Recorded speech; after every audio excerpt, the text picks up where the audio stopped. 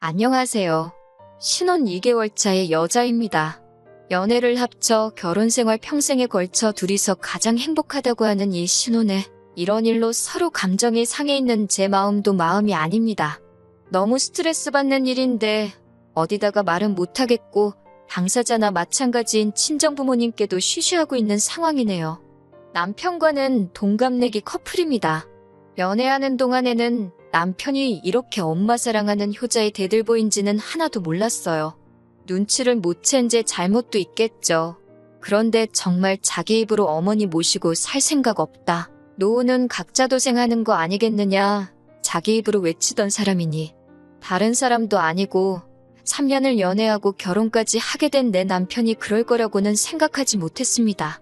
남편이 어머니에 대한 존경심을 표현한 적은 딱 한 번 있어요. 결혼 이야기가 오가기 시작할 때쯤에 자기가 모아놓은 돈이라고 자기 통장 잔고를 보여준 적이 있는데 사실 남편 나이 정도의 연봉이면 보통 그 정도는 모았겠구나 하는 액수입니다. 정확히는 그 정도 모았겠다 하는 금액보다는 조금 더 가지고 있기는 했어요. 그런데 그 돈을 모아낸 부분에 대해 자부심이 상당하더라고요. 그게 다 자기 엄마 덕이라고 하는 겁니다. 헛돈 안 써도 되게 회사 점심 도시락도 다 싸주시고 했다고. 그 말을 들었을 때 어머님이 대단하시다는 생각밖에 안 들었어요. 남편이 본가 근처에서 자취를 하기는 했지만 그래도 차로 15분은 가야 하는 거리였는데 아침마다 그 거리를 오가면서 남편 점심 도시락을 챙겨주셨다는 거니까요. 솔직하게 속으로 어머님이 대단하다는 느낌도 있었는데 그럴 거면 본가 근처에서 자취하는 것부터 그만하지 그랬냐고 하는 생각이 들었습니다. 모르긴 몰라도 점심값 아끼고 월세로 낼 돈까지 아꼈으면 진짜 큰 돈을 모았을 텐데 싶었거든요.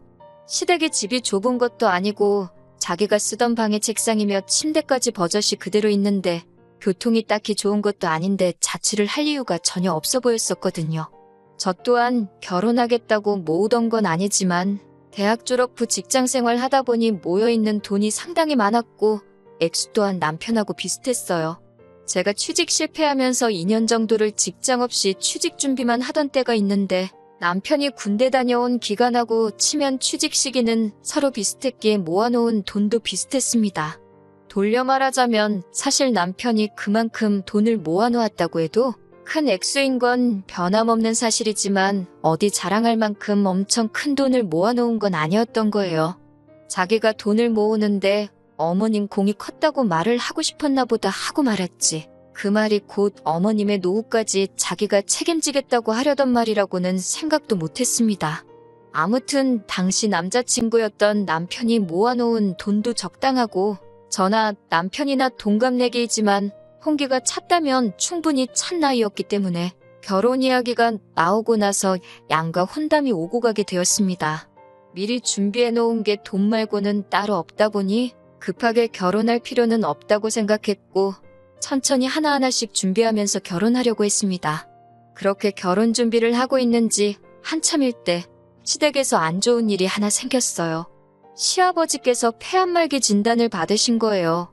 평소에도 매일같이 등산을 즐기고 운동하는 거 좋아하시던 건강한 분이셨다는데 아무튼 그로 인해서 시댁 쪽에서 결혼에 박차를 가하기 시작했지요. 급박한 상황에 저도 정신이 없었습니다. 그래도 주거의 문제이기 때문에 좀 더 생각을 했어야 하는데 그때는 저도 경황이 없어서 저희가 살게 될 신혼집이 시댁에서 그렇게 가까운 곳이라고는 상상도 못했습니다. 엄밀히 말하면 가깝지는 않죠. 차로 20분이나 걸리는 거리에 있으니 말이죠. 그런데 시어머니께서 남편 점심 도시락 싸준다고 매일같이 15분 거리를 오고 가셨다는 사실을 그때는 기억도 못하고 있었습니다. 빠르게 준비한다고 준비를 했지만 시아버지께서는 저희를 기다려주지 못하시고 하루하루 약해지시다가 결국 아들 장가가는 모습 보지 못하고 눈을 감으셨습니다. 어머님은 평소에 그렇게 느긋한 사람이 뭐가 급해서 아들 장가가는 것도 안 보고 가냐며 오열하시다가 잠깐 정신을 잃으실 정도로 장례식장 분위기가 너무 슬펐던 게 기억이 나네요. 장례식 참석 후에 자연스레 시댁에 왕래가 잦아졌습니다. 그런데 시어머니께서 예전하고는 다르게 저를 너무 어려워하시는 것 같다는 느낌을 받을 정도로 저자세로 나오셨어요. 당신이 평생 전업주부로 살아오셨다고. 이제 아버님이 안 계시니 홀시어머니 부담되지 않느냐고 하면서 말입니다. 부담이 안 된다면 거짓말이겠지만 저는 괜찮다고 생각했어요. 반대의 입장에서 돌아가신 게 시아버지가 아니라 친정아버지였다고 생각해보니 정리가 빠르더라고요. 친정부모님도 영원히 제 곁에 계시는 게 아니고 언젠가 떠나실 때가 찾아올 거라 생각하니 부담이 된다고 해도 당연히 해야 할 일이라 생각했습니다. 그런데 그걸 떠나서 문제가 하나 생겼어요. 신혼집은 이미 아버님이 돌아가시기 전에 전부 다 알아봤고 계약도 다 끝나버린 상태고 끝전 치를 날만 기다리고 있었습니다. 그리고 그날이 임박해오는데 아무래도 아버지 장례 치르고 며칠 지나지 않은 상태라서 경황이 없는 건지 남편이 돈 이야기를 꺼내지 않고 있었어요. 제가 몇 번 날짜를 리마인드 시켜주면서 그때까지는 돈이 꼭 필요하다고 말을 해줬는데 남편은 알았다고 중얼중얼 대답을 하고 정작 돈을 보내주지는 않고 있었습니다. 신혼집 반반하기로 한 건데 계약일이 다가오니까 저도 아주 미치겠더라고요. 말 못할 고민을 하고 있는 와중에 친정어머니께서 무슨 고민이 있냐고 물어보셨어요. 자초지종을 설명하니 친정어머니께서도 충분히 그럴 수도 있다고 하면서 남편 쪽 상황을 이해해 주시려 노력했습니다. 때마침 친정부모님께서 목돈을 가지고 계셨어요. 둘째인 저까지 결혼해서 나가게 되면서 서울에 40평대 아파트가 뭐가 필요하겠냐면서 공기 좋고 한적한 곳에 새로운 거처를 마련하시고 살고 계시던 집을 처분하셨거든요. 남은 돈으로 상가 건물을 매입하셔야 하나 아니면 어디 부동산에 투자를 하셔야 하나 고민하고 계시던 찰나라서 그 돈을 그대로 가지고 계셨기에 괜히 남편네 심란할 텐데 돈 필요하다고 물어보지 말고 일단 그 돈으로 집부터 매매해 놓으라 하셨습니다. 차라리 친정부모님께서 그 돈을 해주시려고 한다고 말하고 남편을 압박해 돈을 빨리 받으려던 생각이었어요. 그런데 친정부모님이 당장 쓸 곳이 있는 돈도 아니고 다른 것도 아니고 부친상인데 지금 남편도 그렇고 시어머니 또한 정신이 아닐 거라며 그냥 두라고 하셨습니다. 친정에서 도와준 덕분에 별 탈 없이 해결되기는 했어요. 그때까지만 해도 남편이 마음 추스르거든 제때 제가 따로 말하지 않아도 알아서 잘 하겠거니 생각했습니다. 그런데 그렇게 정신을 차리고 보니 집값은 해결도 짓지 못하고 저는 아버지 손잡고 신부 입장을 하고 있었고 결혼식을 올리게 되었네요. 시어머니께서도 사진 촬영하는데 이 사람이 있었으면 얼마나 좋아했을까 하시니 결혼식장 분위기가 잠시 숙연해지기까지 했습니다. 아직 마음이 아니구나 싶어서 저도 저희 부모님도 쉽사리 입이 열리지가 않았어요.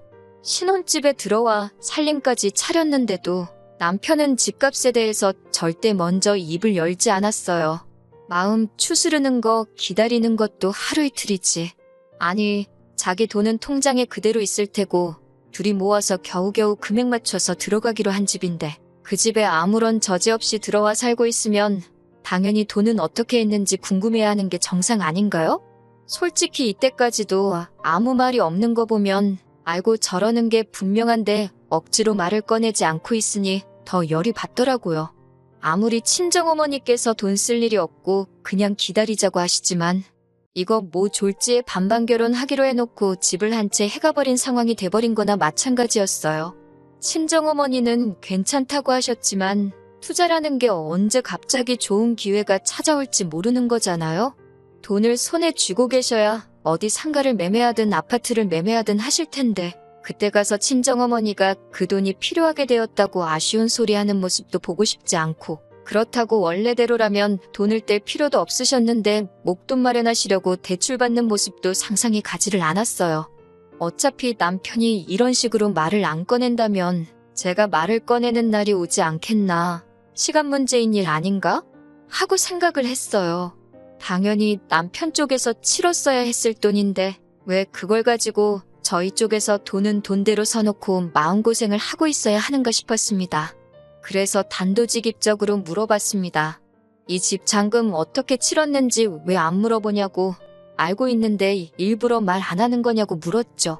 그러니 남편이 못 들은 척 넘어가려고 하더라고요. 그때 조금 안 좋은 촉이 들기 시작했어요.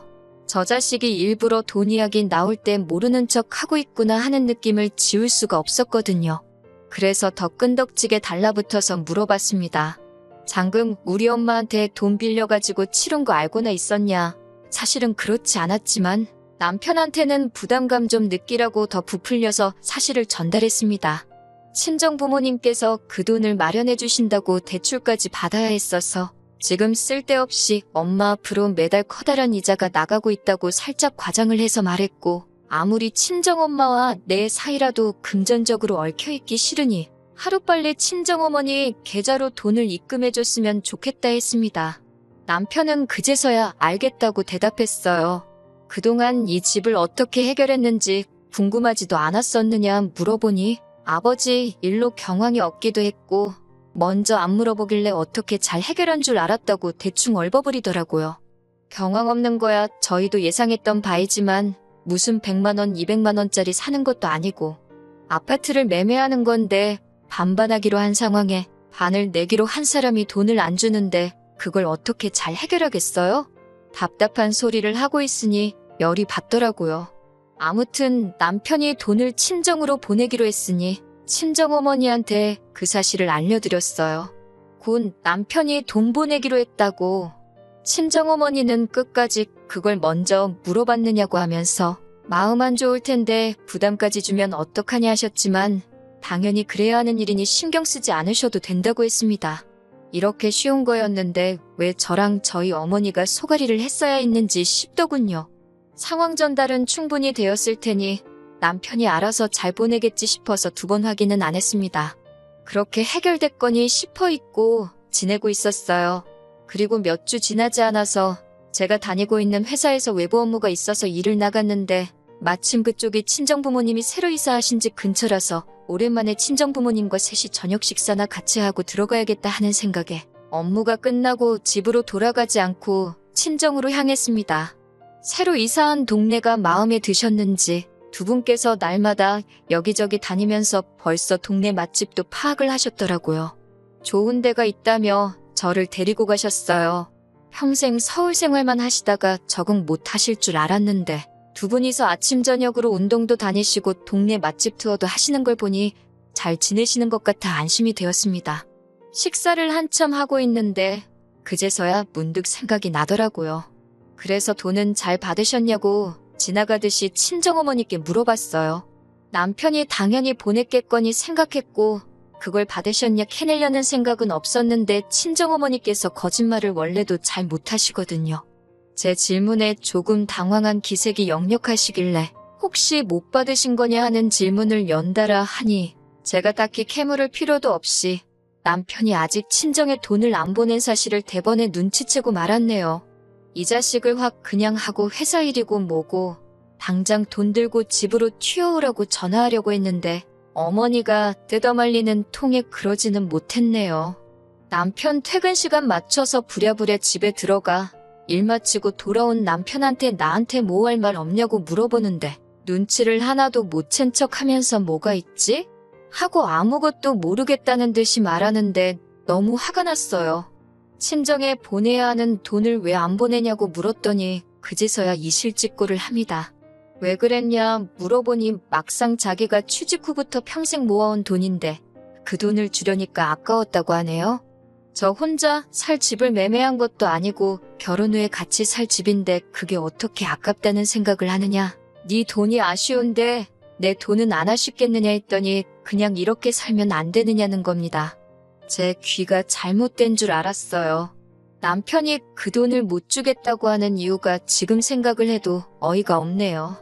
시아버지께서 살아계셨다면 상관이 없지만 시어머니 혼자 평생을 전업주부로 살아오셨는데 어떻게 먹고 살겠냐고. 그 돈을 어머님 노후자금으로 드리면 안 되겠냐고 하는 겁니다. 결혼 전에 부모님 노후는 각자 도생하는 거라더니 이제 와서 왜 말을 바꾸냐고 따졌어요. 결혼 이야기 오고 갈 때 시부모님 노후 준비도 다 되어 있는 걸로 알고 있어요. 노후 준비까지 다 된 판국에 왜 반반씩 결혼하기로 한 돈을 시어머니께 드려야 하냐 물으니 우리 엄마 생각하면 불쌍해서 눈물이 날 지경이랍니다. 남편도 시아버지가 그렇게 갑자기 돌아가실 줄은 몰랐으니 이게 의도한 게 아니라는 건 알고 있지만 저런 식으로 나오니 미치고 팔짝 뛰겠더라고요. 만약에 시아버지가 우리가 결혼할 때까지 살아계셨고 이후에 돌아가셨다면 이 집에 들어간 돈 빼서 어머님 드릴 생각이었냐 물으니 대답을 못하더라고요.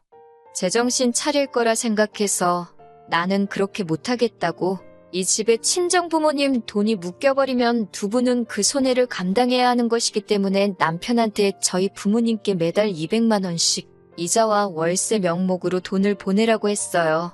그리고 각자의 월급은 남편이 집값이 반을 내고 반반 결혼이 성립할 때까지 따로 관리하게 될 것이고, 저희 부모님께 드리는 돈을 제외하더라도 생활비며 기타 비용에 대해서는 정확하게 반을 가르겠다고 말했습니다.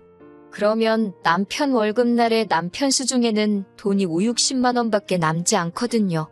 이렇게 하면 제정신 차릴 거라고 생각했습니다. 지금 자기가 우기고 있는 게 얼마나 억지고 말도 안 되는 상황이라는 걸 알아서 이해할 거라고 생각했어요. 그리고 다음 날 아침, 남편이 결심했다는 듯 한 대답은 제가 말하는 대로 하겠다는 겁니다. 앞으로 친정부모님께 이자와 월세를 드리면서 살겠다고요. 단순 계산만 해도 차라리 그 집값 빨리 청산하고 지가 번 돈 가지고 시어머니 용돈을 드리는 게 자기한테 더 유리할 텐데도 끝까지 그 돈을 놓지 못하고 어머님께 드린다고 하는 걸 보니 여태까지 내가 이 사람을 잘못 봐도 너무 잘못 봤구나 하는 생각이 다 들더라고요. 다른 걸 다 떠나서 효심에 눈이 멀면 사람이 이렇게 앞뒤 안 가릴 수 있구나 싶기도 하고, 이 상황을 어머님은 어떻게 생각하시는 건지 모르고 계시지는 않으실 텐데 제가 연락을 해도 받지를 않고 저를 피하고만 계신 상황입니다. 앞서 말씀드린 대로 정작 돈을 빌려주신 저희 부모님께는 아직 말도 못 꺼낸 상황이에요. 이 사실을 어떻게 받아들이실지 모르겠고, 괜히 상황 이야기했다가 저희 어머니께서 또 마음 약해지셔서 그냥 그렇게 하자고 하실까봐도 말을 못 꺼내겠네요. 남편 마음을 돌릴 만할 좋은 방법이 없나 싶고 답답한 마음에 이렇게 사연을 한번 보내봤습니다. 안녕하세요. 2주일 만에 후기 올립니다. 여러분이 보내주신 의견 덕분에 저도 마음을 더 빠르게 정리할 수 있었네요. 사실 의견을 들어볼 문제도 아니었던 것 같습니다. 지난 2주 동안 일어난 사건을 들으시면 제가 무슨 말 하는지 딱 아실 거예요. 어머님하고 도무지 연락이 닿지를 않아서 답답한 마음에 제가 찾아갔습니다. 고집불통인 남편 설득하는 것보다 어머님 설득하는 게 더 빠를 것 같아서요. 아무리 연락을 해도 받지를 않으시길래 제가 참다 못해 그날 퇴근하면 시댁으로 찾아가겠다고 통보하듯이 문자 하나 남겨놓았습니다. 퇴근 후에 한참 시어머니 댁으로 향하는 길이었는데 어머님한테서 연락이 왔어요. 거기까지 갈 거 없다고 어머님께서 직접 저희 집으로 오시겠답니다. 문 열고 들어가니 집에 이미 남편이 도착해 있었어요. 평소에는 퇴근이 저보다 늦는 사람인데 제가 시어머니 댁에 쳐들어간다는 연락을 받고 허겁지겁 집으로 왔는가 싶었습니다. 그런데 뭔가 위화감이 들어서 집을 살펴보니 집이 싹 정리가 되어 있더라고요. 남편하고 그렇게 다툰 일주일 동안 스트레스 받아서 집안일이고 뭐고 손도 대지 않았고 집안 꼴이 말이 아니었거든요. 문 열고 들어가 보니 안방까지 싹 다 정리가 되어 있었어요. 심지어 서랍장 구석구석까지 전부 다 말이에요. 시어머니께서 아침 일찍 오셔서 정리를 하셨다 합니다. 그러더니 남편이 하는 말이 아주 가관이었어요. 어머님께서 이제 우리 집 집안일을 해주실 거라고요. 그 말 듣자고 어머님을 보자고 한 게 아닌데 어머님도 하시는 말이 너희들 맞벌이 하느라 바쁠 텐데 집안일 걱정은 하지 말라고 하시는 겁니다. 어머님께서 매일같이 오셔서 밥도 해놓으실 거고 빨래도 하실 거고 청소도 다 해주신다고요. 무슨 말을 하려고 저러나 싶었는데 남편이 꺼내는 말이 어머님께서 집안일을 대신 해주실 테니 어머님께 월급을 드려야 한다는 거예요. 매일같이 오셔서 해주실 거고 우리 저녁 식사까지 다 챙겨주시고 뒷정리까지 싹 다 해주실 테니 한 달에 300만 원을 드리면 되겠다고 하는 겁니다. 그러면서 집안일은 여자인 저희 일인데 어머님께서 대신 해주시니 제가 벌어오는 돈에서 어머님께 월급을 드리면 되겠다고 하는 거예요. 당장 저희 부모님께 달달이 200만 원씩 월세로 내게 생겼으니 남편은 지 어머니 팔아가지고 며느리 집 식모살이 시키면서 그 월급으로 손해를 메꾸겠다는 생각인 겁니다. 앞에 시어머니가 계시는데도 저는 화를 참을 수가 없어서 그게 무슨 미친 소리냐고 했습니다. 언제 누가 살림하는 사람이 필요하다고 했냐고. 그리고 어머님이 저녁까지 챙겨주신다면 그게 무슨 집안일을 해주시는 거냐고. 그건 합가나 다름없는 거 아니냐고 따지니 저녁 되면 집에 돌아가실 테니 그건 합가가 아니랍니다. 어머님도 옆에서 남편 거들어준다고 하시는 말이 혼자니까 집에서 외롭고 적적하시다면서 귀찮은 집안 살림 다 해주니 저한테도 좋고 당신도 어차피 혼자서 외로우실 거 저녁 되면 아들내외랑 같이 시간 보내니 어머님한테도 좋고 남편도 홀어머니 걱정 안 해도 되고 효도까지 할 수 있으니 이게 일석삼조나 마찬가지 아니겠냐고 하시네요. 아버님 그렇게 허무하게 돌아가신 거 안타까운 일이기는 하지만 결혼도 내 돈으로 하고 집도 내 돈으로 하고 거기에 시어머니 효도까지 내 돈으로 하라는 말이잖아요? 그런 도둑놈 심보가 세상에 또 어디 있겠어요?